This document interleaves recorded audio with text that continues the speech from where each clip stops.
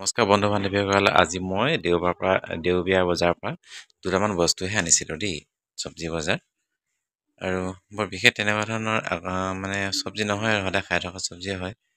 কিন্তু দুটা মানে বাঁহগাজ লৈ আহিছিলোঁ খৰিচা থ'ম বুলি।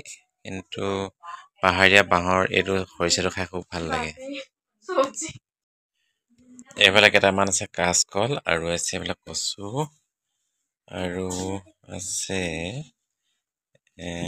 এয়া দেখাইছিলোঁৱেই বাঁহগাজ বুলি। আৰু এইফালে আছে ৰঙালাও আগ, এইফালে আছে বিলাহী কেইটামান, এইফালে আছে ৰঙালাও এটা দুটা ৰঙালাও আৰু আছে জিকা, এইবিলাকে আৰু এখন কটাৰী মানুহজনী বুলি লৈ আহিছোঁ। এয়াই আৰু এটা অমিতা আছিলে দেই, অমিতা খাব লাগে মাজে সময়ে মানুহে কেতিয়াবা কেতিয়াবা।